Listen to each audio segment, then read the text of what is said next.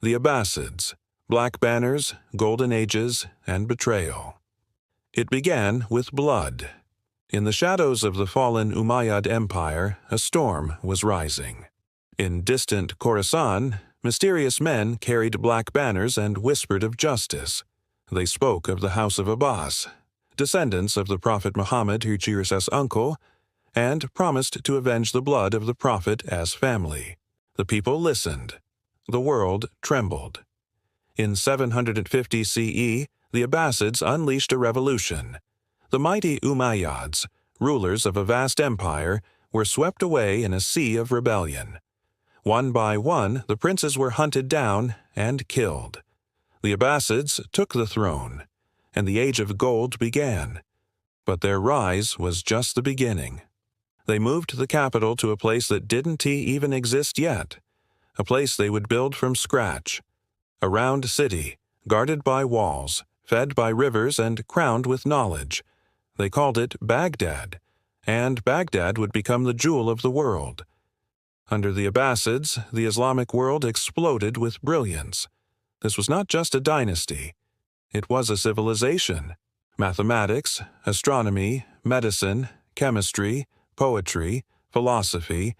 They didn't just preserve Greek and Persian knowledge, they surpassed it. This was the time of Harun al-Rashid, the Caliph of legends.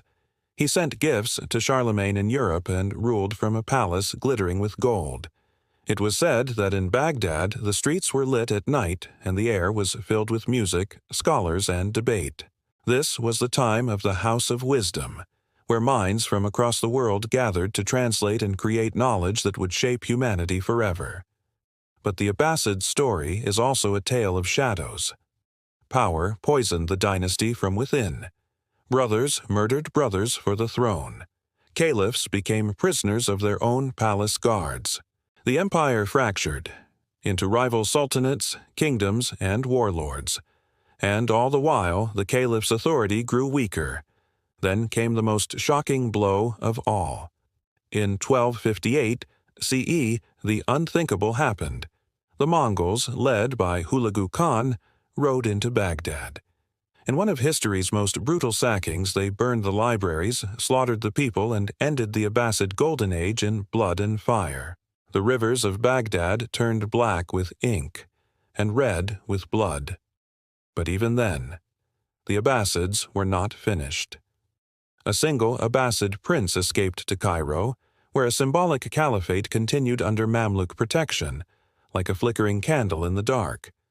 The Abbasids were not just rulers. They were architects of civilization, fathers of a golden age, and victims of their own brilliance and betrayal.